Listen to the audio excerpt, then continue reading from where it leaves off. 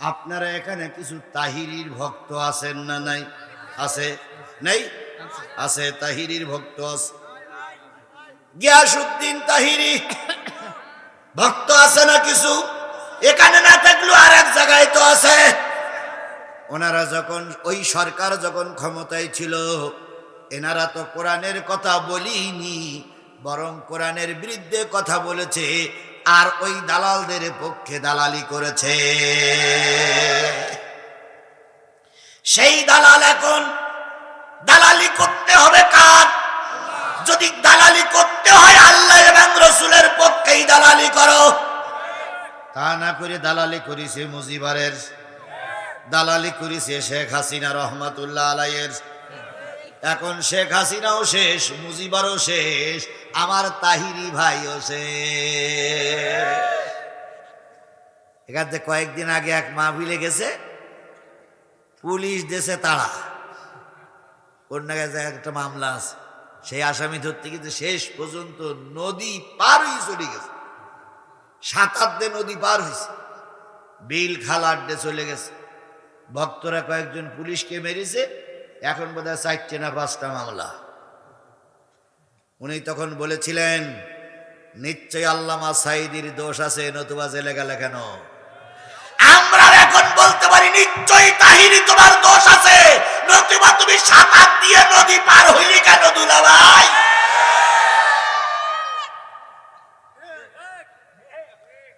আমরা এ কথা এখন জোরে বলতে পারি, নিশ্চয়ই তোমার দোষ আছে, নতুবা তোমার নামে 6টা মামলা হইল কেন? এখন উনি বলতেছে আমার পরে জুলুম হচ্ছে। এটা বুঝলে কিন্তু অনেকদিন দেরি হলো। চরমনাই হুজুর বুঝেছে, কিন্তু একটা বক্সিং খাওয়ার পরে। কথা বলেন, কথা বলেন, কথা বলেন।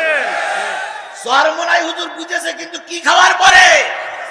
বক্সিং খেয়ে যখন চোখ ফুলে গেল, দাঁত ফেটে যখন রক্ত বেরিল, তখন চরমনাই হুজুর বুঝেছিল যে এই জালানদের আন্ডারে আর নির্বাচনে যাব না। আল্লাহর কসম আমরা চরমনাই হুজুরকে স্বাগত জানাই, কিন্তু চরমনাই হুজুর যদি আরো 10 বছর আগে বুঝতো, আর এরশাদ চাচা যদি আরো 10 বছর আগে বুঝতো, খোদার কসম, খোদার কসম আওয়ামী লীগ সরকার ক্ষমতায় থাকতে পারতো না, পারতো না, পারতো না।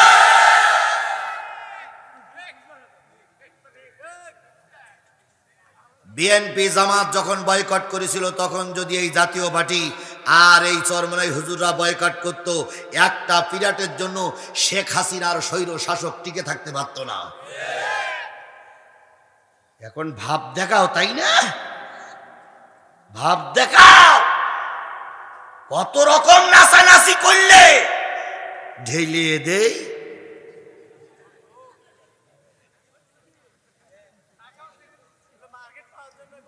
এগুলো করেছে ঠিক না বেঠিক? জেকের করবা, জেকের করো, জেকের করতে করতে সে উল্টো পাল্টা কথা। কি জেকের করতে করতে উল্টো পাল্টা কথা বলতো না? আমার ভাইয়েরা, আল্লাহ রাব্বুল আলামিন বললেন কেন জিহাদি কথা বলতো সেটা একটু বলতেছি। আল্লাহ বললেন যে বক্তা কোরআন গোপন করবে, পেটে খাবে, পকেটে নেবে, আল্লাহ কিয়ামতের দিন তার সঙ্গে কথা বলবে না। ওয়ালা ইউযাক্কিহিম, তারে আল্লাহ পবিত্র করবে না। ওয়ালাহুম আযাবুন আলীম, এই বক্তার জন্য রয়েছে কঠিন আযাব। এ কথাটা অন্য কেউ বুঝুক আর না বুঝুক, আমি হালকা একটু বুঝেছিলাম। এই জন্য আমি জানতাম বাঘের সামনে কথা বলতে গেলে ওই রকম শক্তি লাগবে, তাই তো বাঘের মোকাবেলা করেছি। বাঘেরা অনেক কায়দায় ধরার জন্য আমার চেষ্টা করেছে, দুনিয়ার সব শক্তি নষ্ট করে চলে গেলাম। ওসি সাহেব কমিটির কাছ থেকে ফোন নিয়ে বলতে, হুজুর আপনি কোথায়?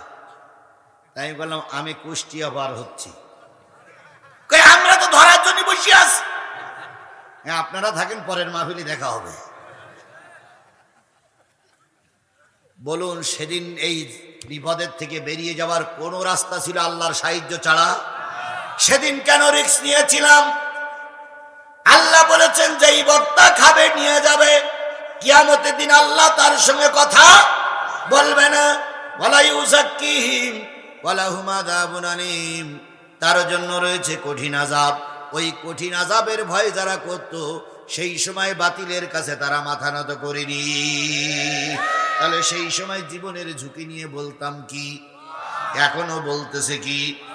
এখন ঝুঁকি নিতাম দুইটা কাজের দুইটা দিক দেখে। একটা মনে করতাম আমার সঙ্গে আল্লাহ আছে, আর একটা জিনিস মনে করতাম সাদুল্লাহপুর পলাশবাড়ি যখন আসতাম তখন মনে করতাম সাদুল্লাহপুর আর পলাশবাড়ির মুসলমানরা আমার পক্ষে আছে। আমি যদি বিপদে পড়ি আমার ভাইরা আমাকে বিপদে ফেলাইয়ে চলে যাবে না। আমি জানি সাদুল্লাহপুর পলাশবাড়ির মুসলমানেরা জীবন দিতে জানে, কিন্তু বাতিলের কাছে মাথা নত করতে জানে না। আমি জানি ইসলামী আন্দোলনের নেতা কর্মীরা বুক দেয়, পিঠ দেয় না। আবু সাইদের মতন লোক বুক দেছে না পিঠ দেছে? আরো জোরে বলেন, বুক দেছে না পিঠ দেছে? ইসলামী আন্দোলনের নেতা কর্মী যারা হয় তারা বুক পেতে দেয়, আর কাপুরুষেরাই পিঠ পেতে দেয়। আমরা সুপুরুষ না কাপুরুষ? আপনারা সুপুরুষ না কাপুরুষ? যেইগুলো কাপুরুষ সেইগুলো হয়তো এখনো আসেনি, আর কাপুরুষের কিছু লেবাসধারী যারা তারাই হয়তো দাঁড়াইয়া আছে।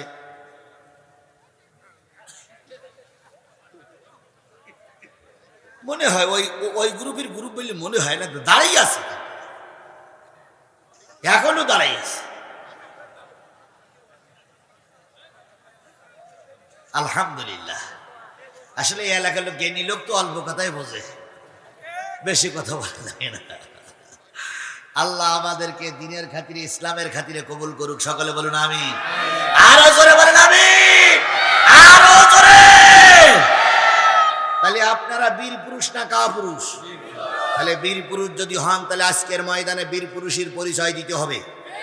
বীর পুরুষেরা ময়দান ছেড়ে পালাই যায় না, ময়দান ছেড়ে পালাই যায় কাপুরুষেরা।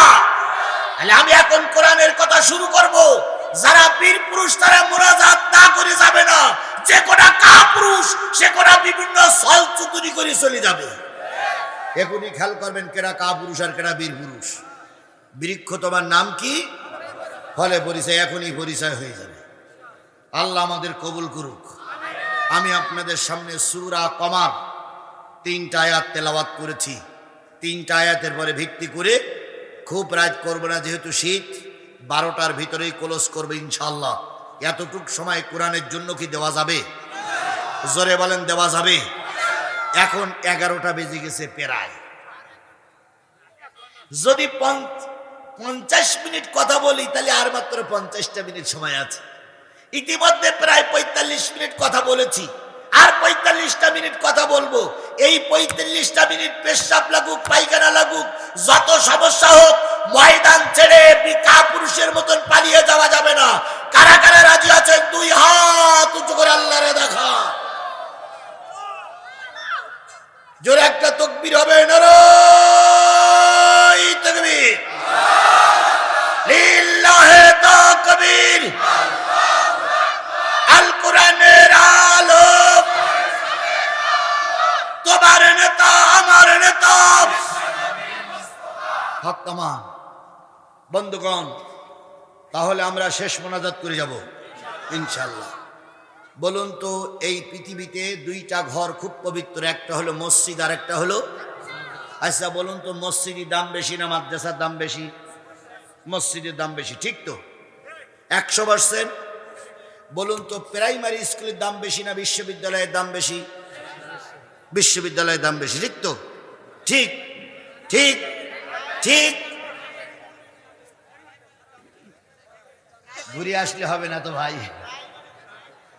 প্রাইমারির দাম বেশি, কারণ প্রাইমারি স্কুল যদি না থাকে বিশ্ববিদ্যালয় থাকবে না। প্রাইমারি স্কুলে তালা মারেন, বিশ্ববিদ্যালয় এমনি তালা পড়ে যাবে। তাহলে প্রাইমারি স্কুল বন্ধ হলে কি বন্ধ হবে? বিশ্ববিদ্যালয় বন্ধ হবে। ঠিক তদ্রূপ মাদ্রাসা বন্ধ হলে মসজিদগুলো এমনি এমনি বন্ধ হয়ে যাবে।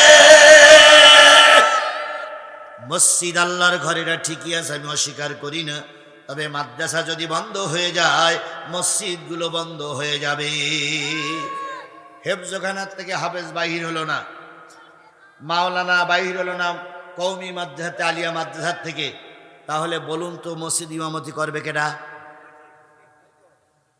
তাহলে মসজিদের চাইতে মাদ্রাসার দাম বেশি। এইবার শোনেন, আমি একজন ছোট মানুষ, প্রথম আলিফ বাতা শিখেছি ফরকানিয়া মাদ্রাসায়।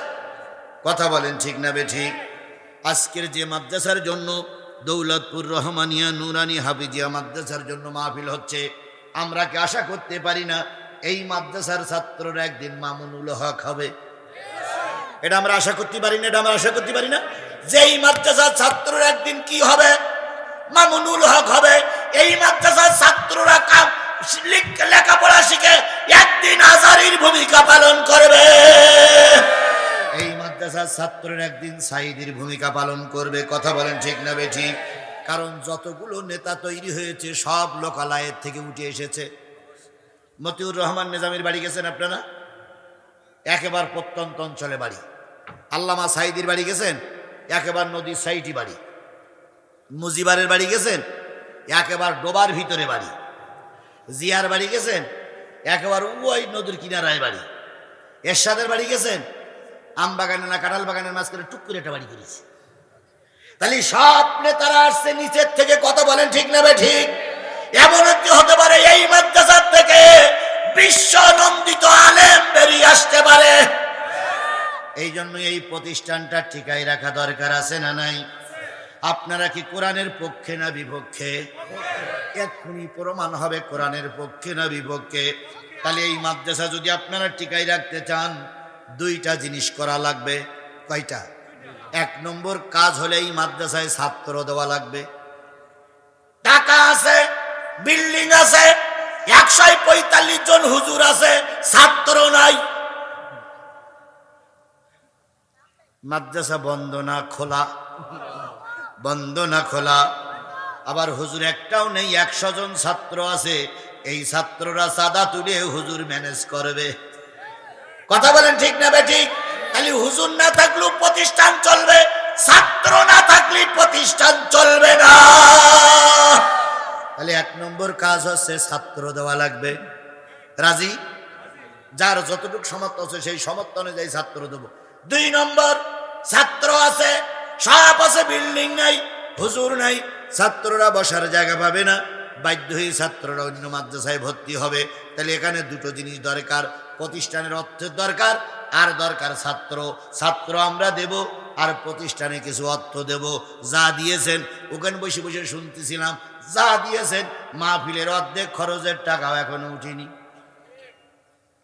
ঠিক বলা সহজ, কিন্তু টাকা দিতে গেলে যে কলিজা জ্বালা করে সেটাও বলতেছে ঠিক।